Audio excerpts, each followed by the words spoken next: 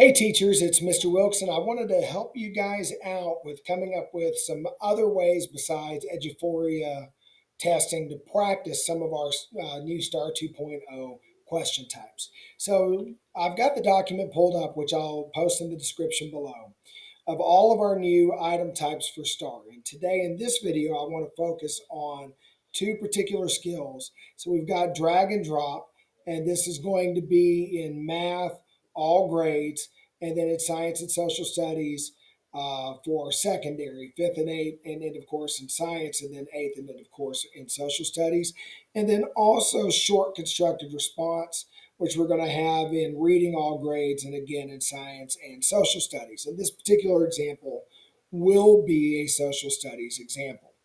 So the way I wanted to do this was in Google Slides. So I've already built this document and I've got it set up with an instruction cover page, the actual student work, and an exemplar response. Now, when you do this with students, the only slide you would want on the version you send to students would be the second slide here.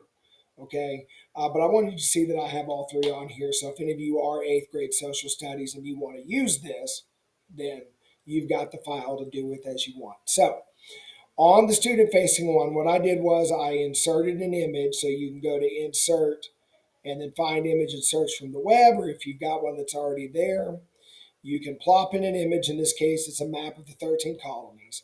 And then I went over here to insert shape, and I created these boxes for part one.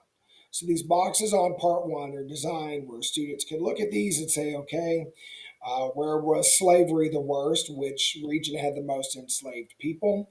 And you would drag that obviously to the south, right? So that's how that works for students to practice as an exit ticket. Then over in this column, we've got some constructive response questions. One of them, or the other one up here, we're having them define something and talk about that definition. Then this one here, they're going to be responding to stimuli, to a map. So we're going to see a question without stimuli and a question with stimuli, both with short response, the type of things we expect to see on STAAR 2.0. So I've also got my exemplar here of what we want from the students. So once you've got this, and let's say I've already made a copy of this with just that second slide. In order to assign this to students, I would go to Google Classroom, and I'm not actually going to assign anything today, but we're just going to pretend that we are. And I would go in here to classwork, create assignment, and this is really critical, is that once I attach my file, and it should bring this up because it's one I've been working on. We're going to go here and we're going to click on make a copy for every student. And each student gets their own blank one. Remember, only use slide 2 on that document.